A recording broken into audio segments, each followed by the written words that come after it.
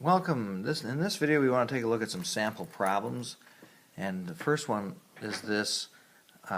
Asks, what is the maximum force that can be achieved given a 10 Newton vector and a 5 Newton vector? Well, we know that vectors can be represented by arrows, so the longer arrow here is our 10 Newton vector and the shorter arrow is our 5 Newton vector. The way that we add vectors is by taking the head of one vector and putting it against the tail of the other. So we could add these vectors if they were at an angle like this, or we could put them like this so that they make pretty much a straight line. And if in fact, you can see here, if in fact that the two vectors are in a straight line, they are going to make the longest vector, the longest resultant vector possible. So the way that we would do this is we just simply say, alright, well, from here all the way over to here is our new resultant vector. Now, this one up here was 10, this one over here is 5. 10 newtons plus 5 newtons would equal 15 newtons. The longest possible vector is 15 newtons, so that's our maximum.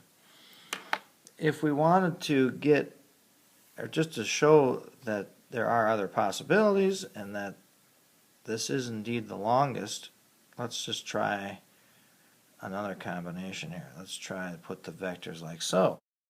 I guess if we were being, we can put them like this, or I could put it like this. Alright. At any rate, we use the parallelogram method here, and just sort of freehand here, I'm going to draw in a vector that looks pretty much parallel to the one above it, and make one here that's pretty much parallel, as close as I can get it to this one. The resultant vector in this case would be the diagonal. Alright, so let's move these vectors out of the way here,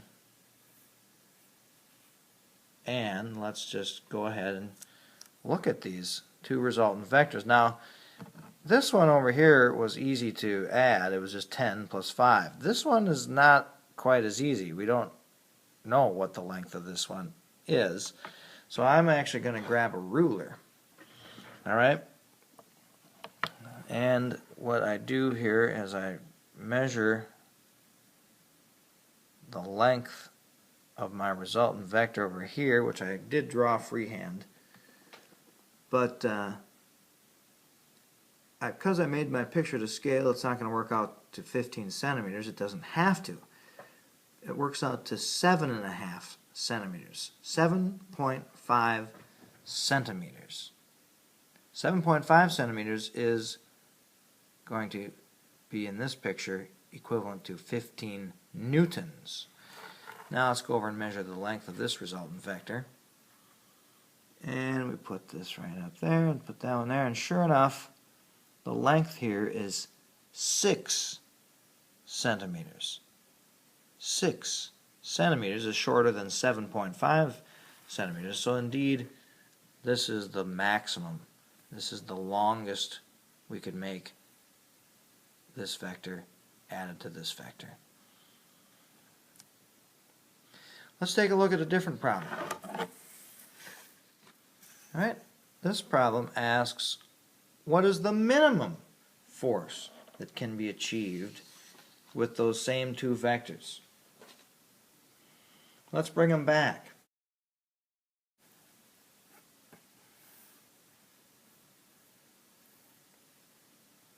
And here's our 5 Newton vector. This is a very similar problem, and I think you're probably already guessing what the answer would be. The minimum force that can be achieved given a 10 Newton vector and a 5 Newton vector would be if we arrange the vectors this way. Remember, it's head to tail. So the head of one has to be to the tail of the other, and they have to be opposing each other, don't they? So if we move this one over,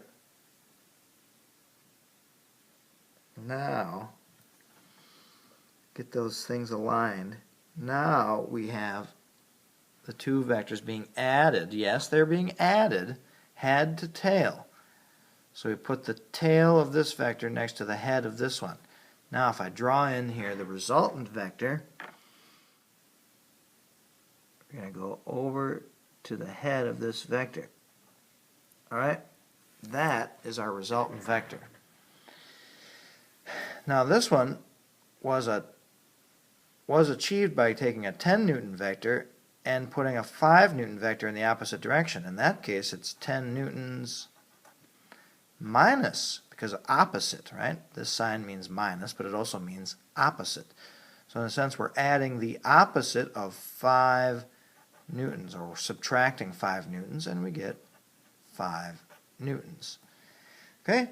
So our length of this vector is 5 newtons, and you can't get any combination of these vectors to be shorter than 5 newtons, so that's the shortest possible vector, or the minimum force that could be achieved.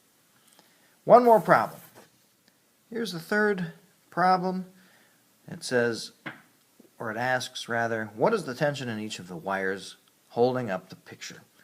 So here we have a picture, it's hanging from some wires, and the wires we're given here are at a 90-degree angle, and we're also given some other information here that there is a force going down of 100 newtons.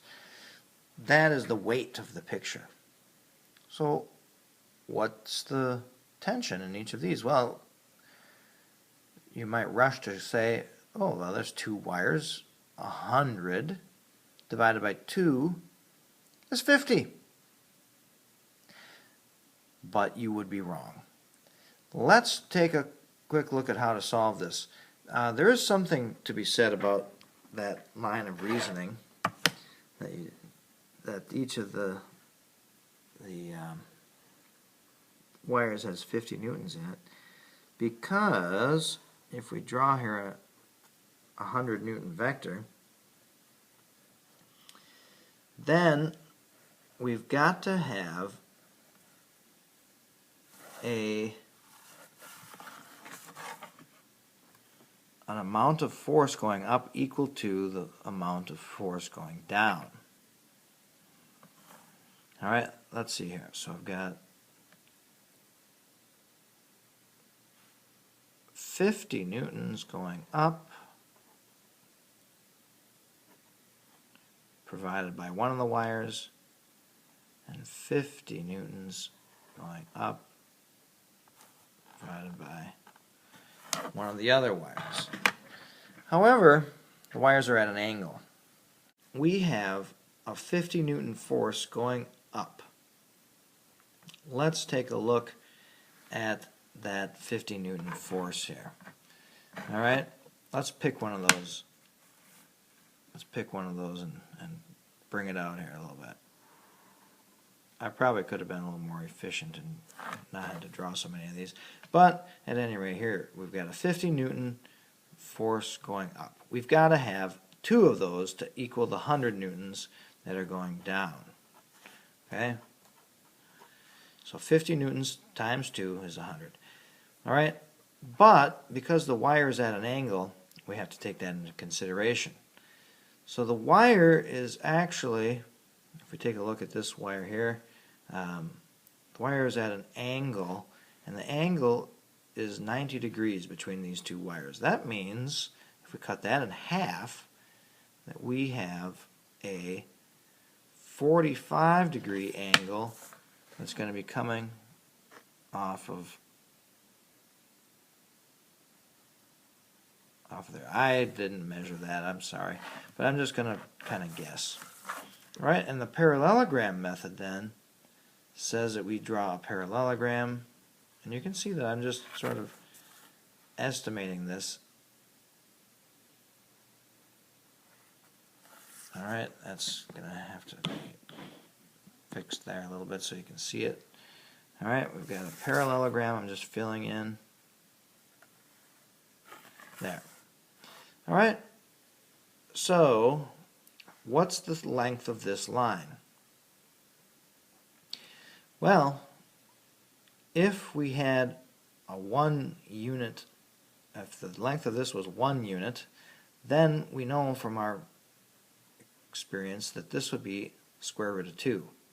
That is the ratio of the sides of a triangle that have a 45 and a 90-degree angle in them. That we learned as a special case. So the answer then is simply 50 newtons times the square root of 2.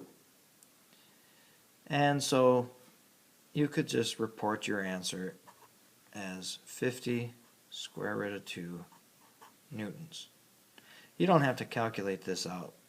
Okay, the square root of 2 is something like 1.4 blah blah blah. You could certainly use a calculator and figure out the decimal answer, but I'm happy with that.